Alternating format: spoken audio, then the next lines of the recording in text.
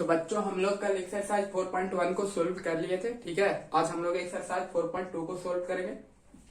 और अगर किसी को कंफ्यूजन है जो मतलब फर्स्ट एक्सरसाइज को सोल्व नहीं किए तो आपको डिस्क्रिप्शन में और आई बटन में लिंक मिल जाएगा, आप जाकर के वहां पे चेक कर सकते हैं। ठीक है, तो हम लोग चलते हैं। सबसे पहले कह रहा है find the root of following quadratic equation by factorisation.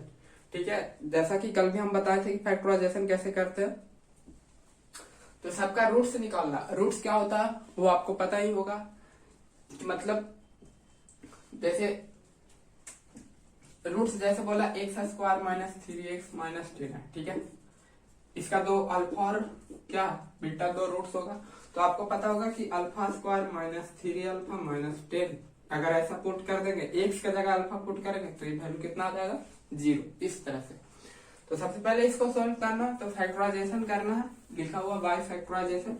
तो हम यहाँ पे क्या करते हैं, इसको फैक्टराइज करते हैं। X square minus 3x minus 10 factorise कैसे करते हैं, यहाँ पे कुछ नहीं तो वन, इन दोनों को क्या करेंगे मल्टीप्लाई, तो ये हो जाएगा माइनस 10x स्क्वायर। अब माइनस 10 को कुछ इस तरह से ब्रेक करना है कि यहाँ पे माइनस 3 आ जाए। एड और सब्ट्रैक्ट करने पे क्या है माइनस 3।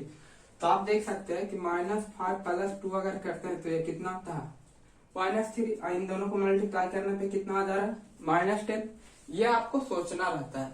फैक्टराइज कैसे करते हैं, यहाँ पे जो भी है इन दोनों को मल्टीप्लाई करेंगे पहले। ठीक है, यहाँ पे जो कोफिशिएंट एक्स स्क्वायर का जो कोफिशिएंट है और यहाँ पे ये जो है कांस्टेंट टर्म, इन दोनों को मल्टीप्लाई करना और मल्टीप्लाई करके जो आएगा उसको कुछ इस तरह से ब्रेक करना, कुछ इस तरह से तोड़ना कि यहाँ पे जो एक्स का कोफिशिएंट है उसके बराबर आ जाए। तो जैसे इसको मल्टीप्लाई किया तो माइनस 10 आया। ठीक है, एक्स का कोफिशिएंट माइनस 3 था तो माइनस 5 प्लस 2 किया तो माइनस 3 आ गया। ठीक है, तो अब हम इसको ऐसे लिखेंगे x square minus 5x plus 2x minus 10 बराबर 0। ठीक है, इन दोनों में x कॉमन ले लेते हैं, प्लस 2 कॉमन ले लेते हैं यहाँ पे, तो x माइनस 5 बराबर 0। तो x plus 2 into x minus 5 बराबर 0, तो x बराबर माइनस 2 आएगा और x बराबर 5 आ जाएगा। ठीक है, तो इस तरह से इसका रूट क्या हो गया माइनस 2 और 5। अब सेकंड क्वेश्चन को देखते हैं। सेकंड क्वेश्चन भी ऐसा ही है, आई होप कि आप सब कर लेंगे।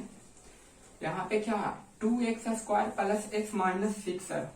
ठीक है, 2x square plus x minus 6 बराबर 0। अब यहाँ पे 2 है, यहाँ पे माइनस 6 है, तो इसको क्या करें, ये माइनस 12 आएगा। अब माइनस 12 यहाँ पे कोफिशिएंट कितना है 1, तो देख सकते हैं प्लस 4 और माइनस 3 करेंगे तो देखिए तो ये कितना आ जाएगा 1 आ जाएगा। तो ये हो जाएगा 2x square plus 4x minus 3x minus 6 बराबर 0। इन दोनों में 2x कॉमन है तो x plus 2 minus 3 common, x plus 2 बराबर 0।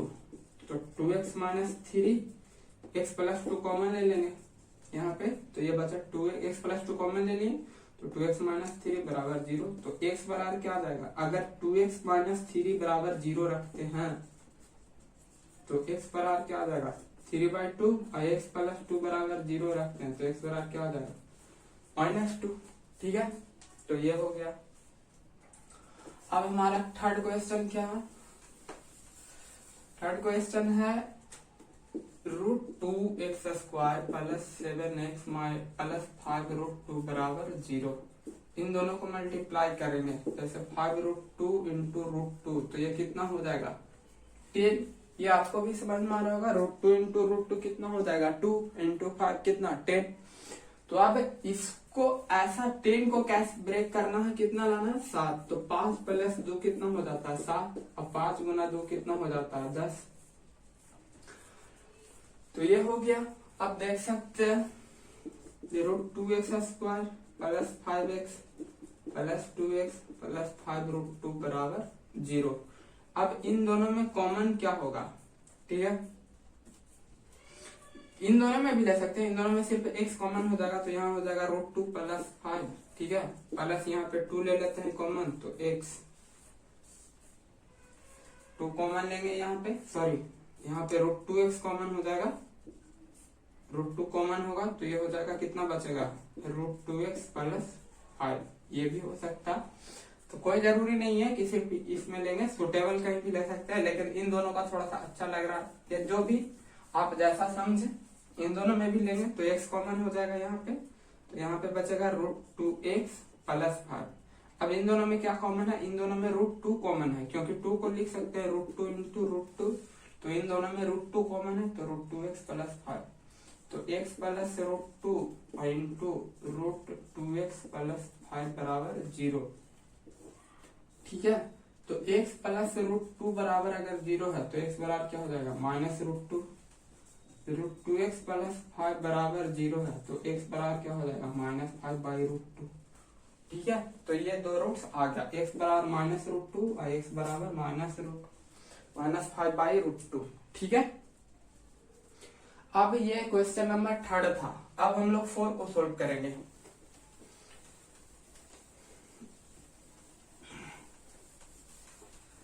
4 में क्या कह रहा है, 2x² - x + 1/8 बराबर 0। ये इधर कुछ नहीं है तो y में 1 होगा, एलसीएम होगा 8, तो ये कितना हो जाएगा, 16x² - 8x + 1 /8 बराबर 0। तो जब 8 को इधर भेजेंगे तो ये क्रॉस मल्टीप्लीकेशन होगा, तो ये फिर से कितना हो जाएगा, 0। इतना तो सभी को समझ में आ रहा होगा ना। तो आप जैसे देखिए इन दोनों को मल्टीप्लाई कर रहा है तो आ रहा है 16। तो अब 16 को कुछ इस तरह से ब्रेक करना है कि ऐड और सब्ट्रैक्ट करने पे -8 आए, तो 16 जैसे 4 × 4 तो 16 समझ में आता है। अब -8 लाना मतलब -4 और -4 लेना होगा, तभी तो -8 आएगा, और जब -4 और -4 को मल्टीप्लाई करेंगे तो ये 16 आ जाएगा। यहाँ पे हम प्लस लेंगे, माइनस लेंगे या क्या लेंगे, ये वाले टर्म पे डिपेंड करता है। ठीक है, x का जो कोएफिशिएंट रहता है वो क्या मांग रहा है।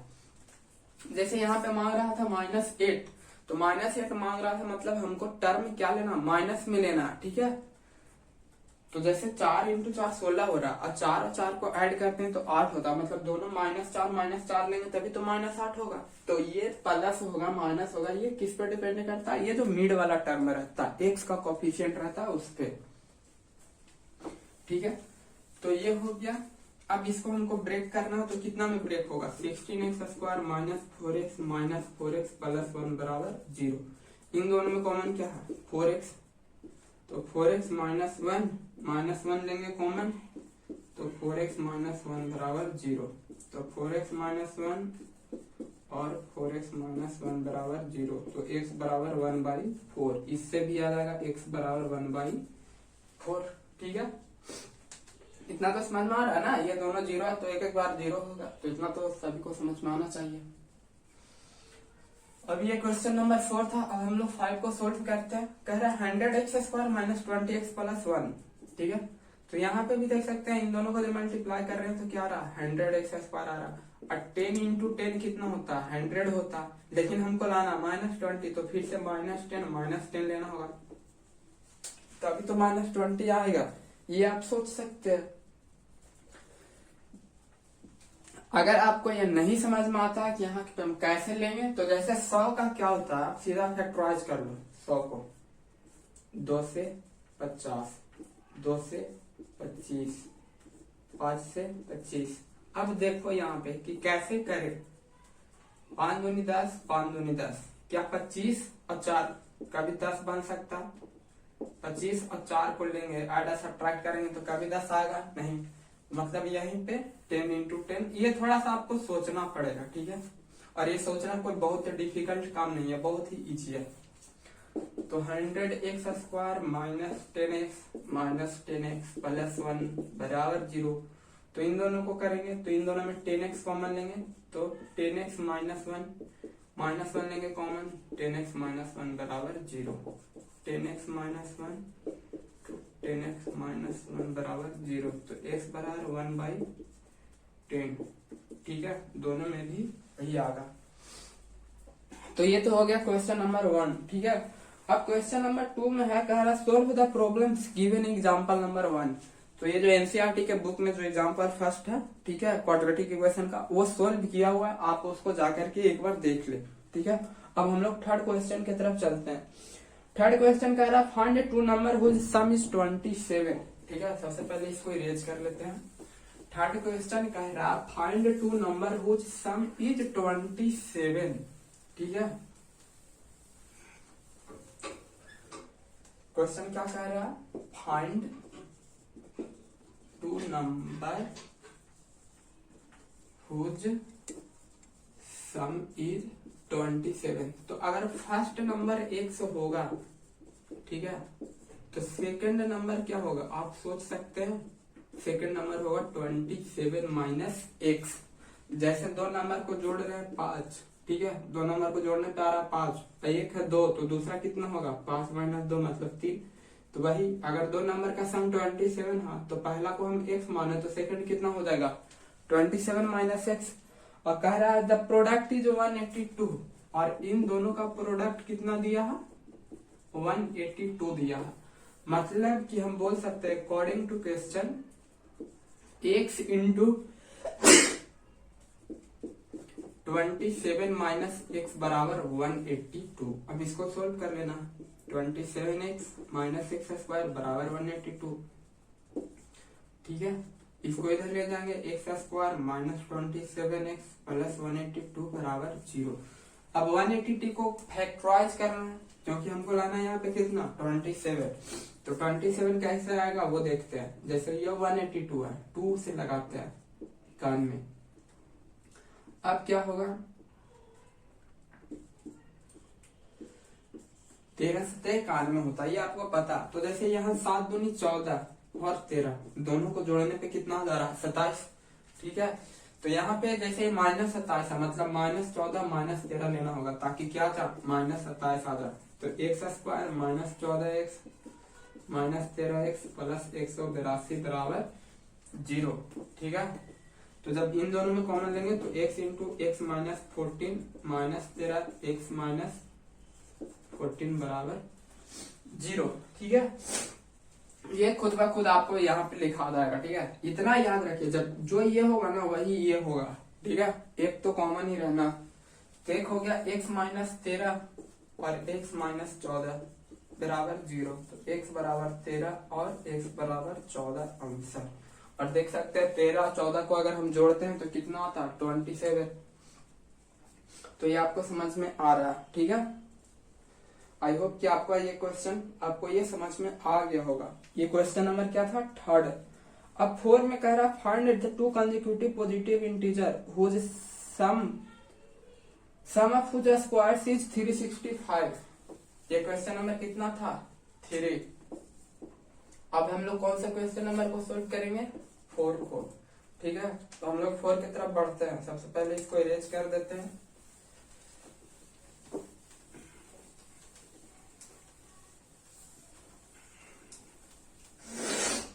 कह रहा find two consecutive positive integer sum of whose squares is 365। दो कंसेक्यूटिव बोल रहा मतलब कंसेक्यूटिव का मतलब क्या होता है जैसे 2 के बाद 3। तो अगर कोई नंबर x मान लेते हैं, ठीक है, फर्स्ट नंबर क्या हो जाएगा x, तो जो सेकंड होगा वो कितना होगा x प्लस 1 होगा। और क्वेश्चन बोल रहा है कि इन दोनों का स्क्वायर का सम मतलब x स्क्वायर, ठीक है, प्लस x प्लस 1 का होल स्क्वायर, इन दोनों का जो सम है, ठीक है, वो कितना है 365 है। क्वेश्चन नंबर 4 में बोल रहा है। ठीक है, तो ये हो जाएगा x square plus 1 plus 2x। ये तो आपको समझ में आ रहा होगा। ठीक है, तो ये हो जाएगा 2x square plus 2x minus 364 बराबर 0। 2 कॉमन ले सकते हैं, x square plus x minus 182 बराबर 0। अब जैसे 182 को कुछ इस तरह से ब्रेक करना कि ऐड और सब्ट्रैक्ट करने पे कितना 1, तो इसको हम ब्रेक करके देखते हैं। 2 से 91, ठीक है, 7 से 13, 13 से 91। तो फिर जैसे यहाँ पे लाना है प्लस, मतलब ये कितना हो जाएगा प्लस 14 माइनस 13। ये देखिए प्लस 1 दे रहा और मल्टीप्लाई करने पे माइनस 182। तो ये हो जाएगा x square plus 14x minus 13x minus 182 बराबर 0। ये समझ में आ रहा है ना, प्लस 14 माइनस 13 में हम क्यों ब्रेक किए हैं जैसे ये 7 दूनी 14 13, तो प्लस 14 माइनस 13 कितना देगा, +1। बताए भी थे इसके अनुसार ब्रेक करना होता। तो ये हो जाएगा x into x plus 14 minus 13 लेंगे, x प्लस 14 बराबर 0। तो एक आएगा x बराबर 13 और एक आएगा x बराबर -14। ठीक है, तो हमको यहाँ पे कंसेक्यूटिव इंटीजर कैसा बोला है, पॉजिटिव इंटीजर बोला। ठीक है, क्वेश्चन में बोल रहा है पॉजिटिव इंटीजर, मतलब x बराबर -14 हम नहीं लेंगे। तो एक हो जाएगा x बराबर 13। ठीक है, तो दूसरा कितना हो जाएगा 13 + 1 14। तो ये हो जाएगा, ये हो गया 4 क्वेश्चन नंबर। अब क्वेश्चन नंबर 5 में क्या बोल रहा है, कह रहा the altitude of A right angle is 7 centimetre less than it's base. सबसे पहले हम इसको इरेज कर लेते हैं।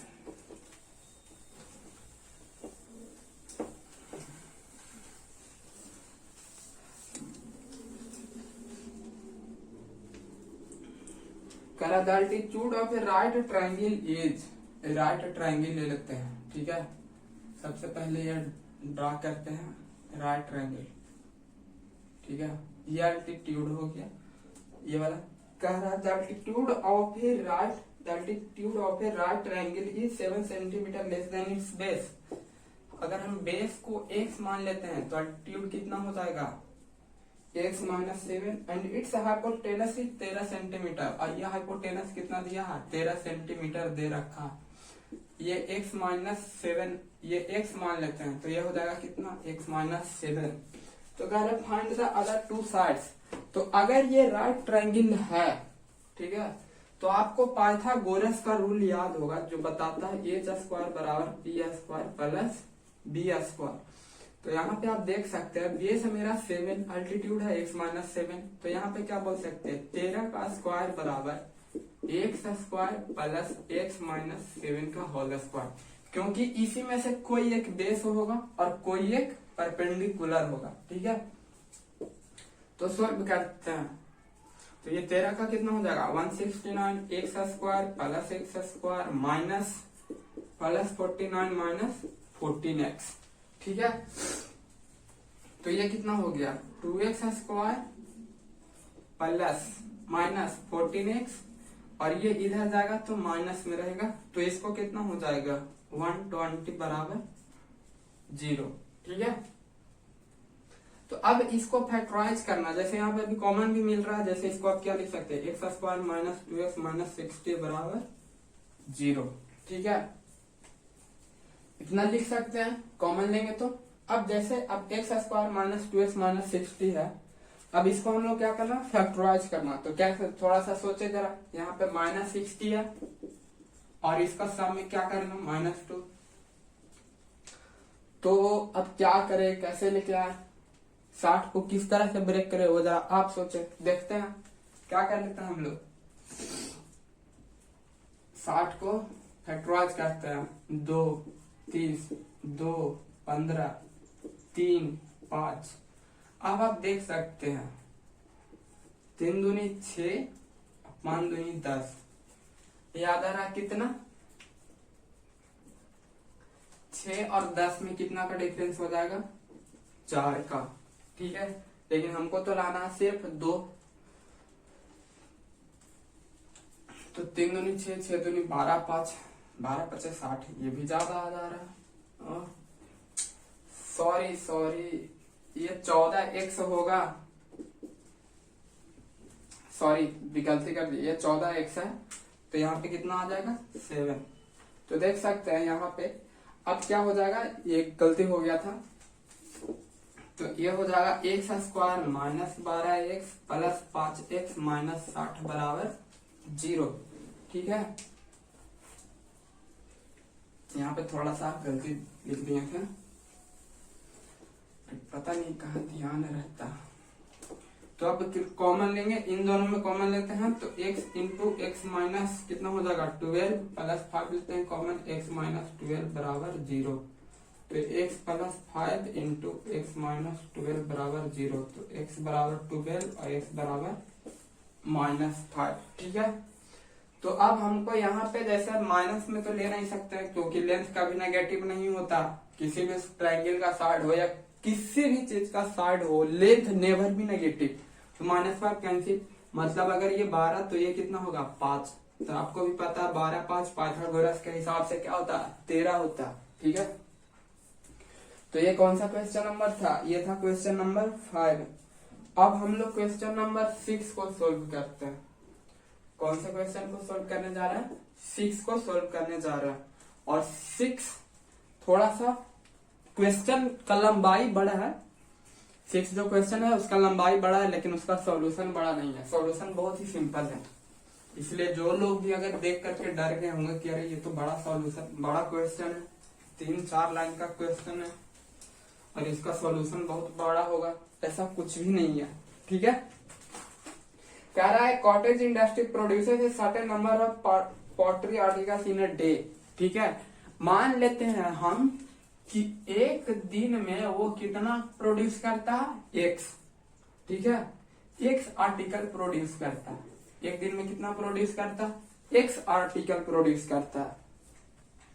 और आगे कह रहा है it was observed on a particular day that the cost of the production of each particle was 3 more than twice the number of articles produced on that day.